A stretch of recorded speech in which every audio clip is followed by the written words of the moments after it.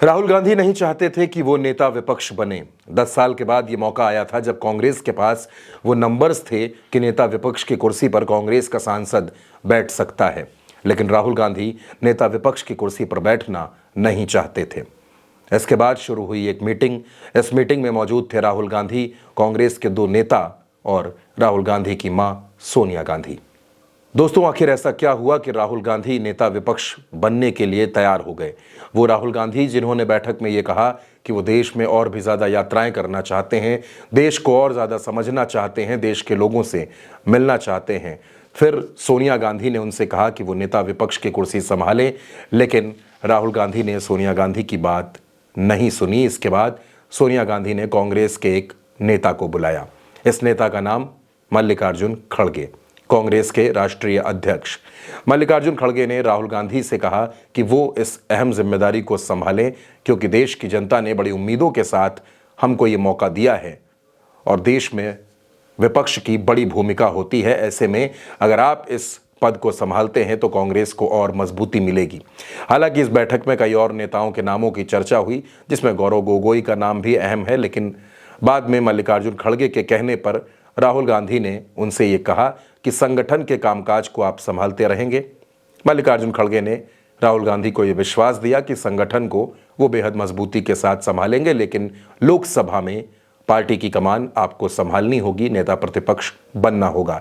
इसके बाद एक बार फिर सोनिया गांधी ने जोर देकर राहुल गांधी से कहा कि ये मौका जो देश ने दिया है, अब इसको खोने नहीं देना है, तुम इस पद को जरूर संभालो। और आखिरकार राहुल गांधी तैयार हुए और उन्होंने नेता विपक्ष बनने का यह प्रस्ताव मान लिया। दोस्तों, 10 साल के बाद देश में नेता विपक्ष के पद पर किसी सांसद की नियुक्ति हुई है।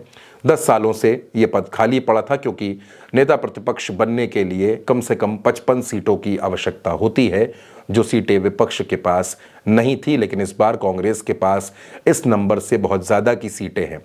नेता प्रतिपक्ष की भूमिका बहुत बड़ी होती है। अब राहुल गांधी को एडमिनिस्ट्रेटिव वर्क में थोड़ा ज़्यादा समय देना होगा। कई बार नरेंद्र मोदी के साथ उनकी मीटिंग्स भी होंगी। जब देश में बड़ी नियुक्तियां होंगी, जिसमें सीबीआई चीफ की नियुक्ति होगी, ईडी के प्रमुख की नियुक्ति होगी, तो उसमें राहुल गांधी की राय बेहद ज़रूरी और महत्वपूर्ण होगी। और उनकी राय के बिना, उनकी सहमति के बिना ये नियुक्तियां भी हो नहीं सकती।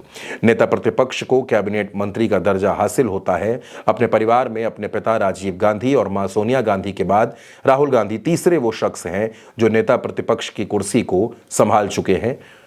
बतौर नेता प्रतिपक्ष अब राहुल गांधी सदन में नरेंद्र मोदी को घेरते हुए नजर आएंगे और नरेंद्र मोदी भी राहुल गांधी को नेता प्रतिपक्ष कहकर संबोधित करेंगे। यानी 2024 के चुनाव के बाद जहां कई तरीके के परिणाम बदले, कई राज्यों में नतीजे बदले, वैसे ही अब जहां एक तरफ नई संसद है, एक नया नेता विपक्ष है, नए मुद्दे होंगे और नए तरीके से संसद में चर्चा भी देखने को मिलेगी।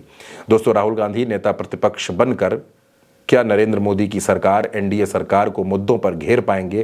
क्या वो एक मजबूत विपक्ष की, मजबूत नेता प्रतिपक्ष की भूमिका निभा पाएंगे? इस बारे में आपकी जो भी राय हो, आप जो भी सोचते हो, अपनी राय हमें कमेंट बॉक्स में ज़रूर बताइएगा। और अगर आपने चैनल को सब्सक्राइब नहीं किया है तो सब्सक्राइब ज़रूर करिएगा।